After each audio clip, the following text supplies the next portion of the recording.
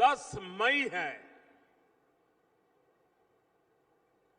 आज के ही दिन 10 मई को 1857 में स्वतंत्रता संग्राम की चिंगारी उठी, जिसने अंग्रेजी सत्ता को हिलाकर रख दिया था।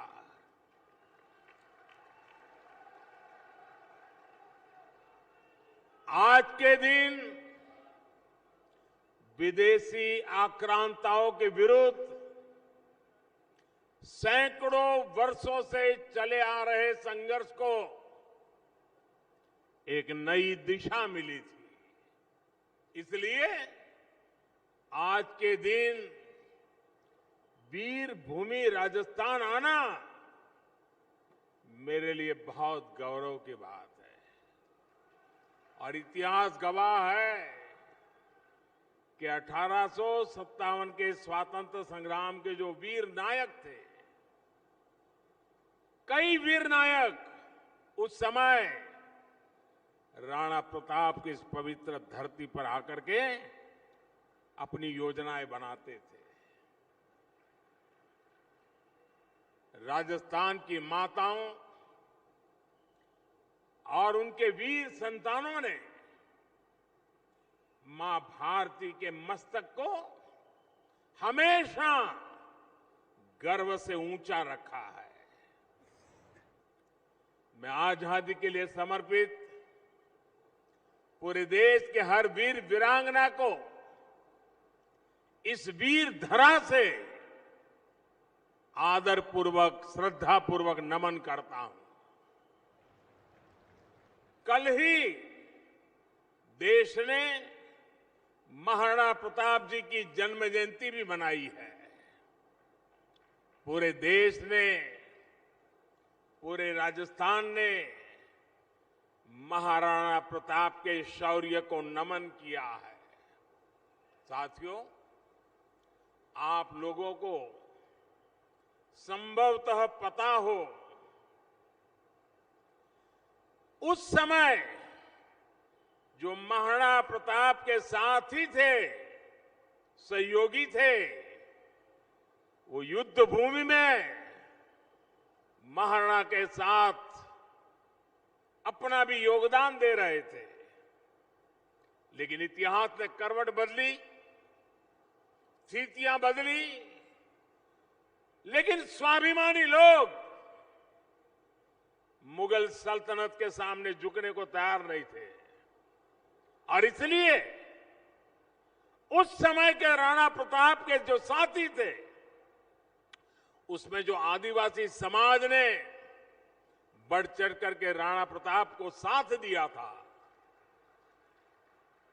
उन्होंने अपने प्राण प्रिय धर्म के लिए, अपने प्राण प्रिय महाराणा के लिए या तो मौत चाहिए या तो जीवन भर जूझने का सामर्थ्य चाहिए, ऐसा कहकर के फिर से विजय प्राप्त करने का संकल्प लेकर के गुजरात के यहां से सटे हुए इलाके के लोग हो, राजस्थान के हमारी इस आदिवासी धरा के लोग हो, वे लोग यहां से चल दिए थे और निकल करके कुछ लोग महाराष्ट्र गए, कुछ लोग कर्नाटका गए। और उसमें कर्नाटका में आज भी वो गौरव से जीते हैं। उस समाज को वहां के लोग हक्की पिक्की समाज के नाम से जानता है और वो जड़ी बूटियों का काम करते हैं और कई पीढ़ियों से वहां रहते हैं। आज भी राणा प्रताप का गौरवगान करते रहते हैं। इनमें से बहुत सारे साथी अब अपने काम के लिए जंगलों से जड़ी बूटियां लेकर के सूडान और अफ्रीका के देशों में जाकर के कुछ न कुछ छोटा मोटा व्यापार करते हैं। ऐसे ही हक्की पिक्की समुदाय के सैकड़ों साथी कुछ सप्ताह पहले सूडान में चल रही लड़ाई में फंस गए थे। बीजेपी की हमारी सरकार इन भाइयों बहनों को सूडान से निकालने के लिए कोशिश कर रही थी, लेकिन कांग्रेस ने चुनावी राजनीति को देखते हुए चिल्लाना शुरू कर दिया, हो हल्ला करना शुरू कर दिया। अब आप कल्पना कर सकते हैं, दूसरा महाद्वीप, दूसरा देश, चारों तरफ गोलियां चल रही है, बंदूकें चल रही है, बम फूट रहे हैं, आग लगी हुई है, हर तरफ लड़ाई चल रही है, और यहां कांग्रेस शोर मचा रही थी इन समाजों के लिए। और उसका परिणाम ये आया कि यहां की चिल्लाहट का पता वहां चलने लगा। अच्छा भाई, कुछ लोग यहां पर है, चलो ढूंढो। अब ये लोग मौत के साए में जीते थे, चुपचाप बाहर लाना था, लेकिन ऐसी कांग्रेस वालों ने गलतियां करके उनका चेहरा जग जाहिर कर दिया। कांग्रेस ने इस आदिवासी साथियों की जान खतरे में डाल दी थी।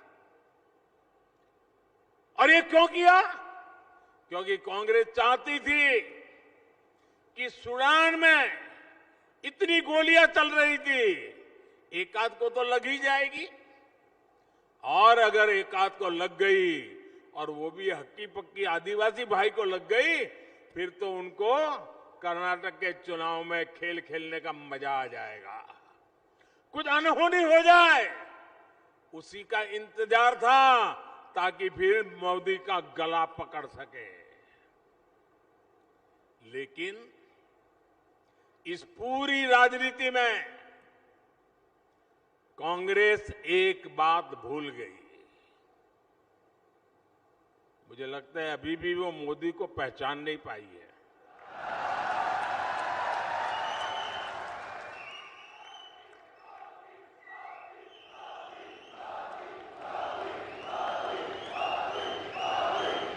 कांग्रेस वालों को पता होना चाहिए था, साथियों, मोदी का नुकसान करने के लिए, बीजेपी का नुकसान करने के लिए कांग्रेस देश का नुकसान करने से भी बाज नहीं आती।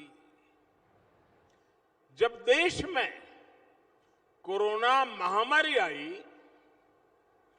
100 साल का सबसे बड़ा संकट आया, तब भी कांग्रेस ने अफवाह फैलाने की कोशिश की, वैक्सीन के मुद्दे पर लोगों को भड़काया।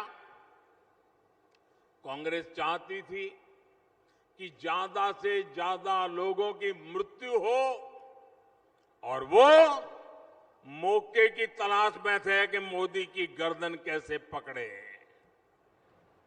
लेकिन मोदी इन लोगों की धमकियां और साजिशों के आगे न झुका है न झुकता है। अगर मोदी झुकता है तो 140 करोड़ देशवासियों के सामने झुकता है। आप ही मेरे मालिक हैं। साथियों, भारत ने अपनी वैक्सीन बनाई, अपने लोगों की जान बचाई, इतना ही नहीं, दूसरे देशों को भी मदद की। साथियों, कांग्रेस की स्वार्थ की राजनीति का परिणाम राजस्थान को भी उठाना पड़ रहा है। आप पिछले 5 वर्षों से राजस्थान में राजनीतिक लड़ाई का भद्दा रूप देख रहे हैं, भद्दा रूप देख रहे हैं। जनता के हित के बजाय यहां कुर्सी लूटने और कुर्सी बचाने का ही खेल चल रहा है। ये कैसी सरकार है जहां मुख्यमंत्री को अपने ही विधायकों पर भरोसा नहीं है। ये कैसी सरकार है जहां विधायकों को अपने सीएम पर भी भरोसा नहीं है। सरकार के भीतर सब एक दूसरे को अपमानित करने की होड़ लगाए बैठे हैं।